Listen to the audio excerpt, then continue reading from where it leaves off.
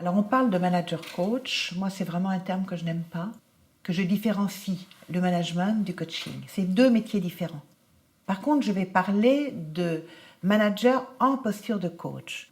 Parce que si vous voulez, le manager, lui, il est responsable des résultats de son équipe. Il va être centré sur la performance de l'organisation, il va décliner la stratégie de l'entreprise. Ça, c'est le rôle du manager, c'est sa finalité. Et il va ensuite peut-être utiliser des outils que nous utilisons. Mais nous, les coachs, nous avons toute une méthodologie d'intervention qui n'a rien à voir avec le management. C'est pour ça que je différencie vraiment et je dis les managers peuvent se former au coaching pour utiliser nos outils.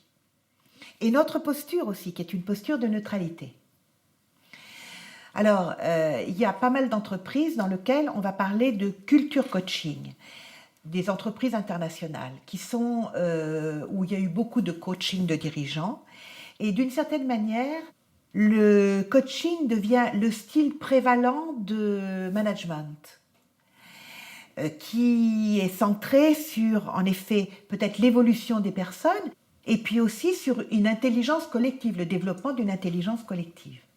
J'entends des cadres qui ont l'impression de vivre une double contrainte, la pression de l'entreprise et du rendement, et puis cette nécessité de développer la dimension humaine, de développer le dialogue. La posture de coach permet au manager de développer un certain état d'esprit.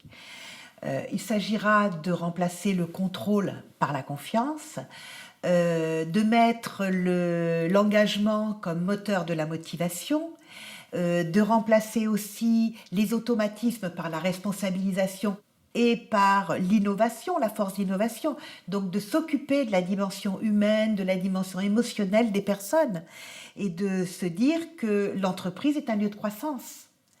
Ça, c'est au niveau individuel. Et puis au niveau collectif, cet état d'esprit amène les managers à travailler aussi sur la capacité des gens à établir des relations de coopération, des relations gagnant-gagnant, à développer un sens commun, à favoriser les complémentarités.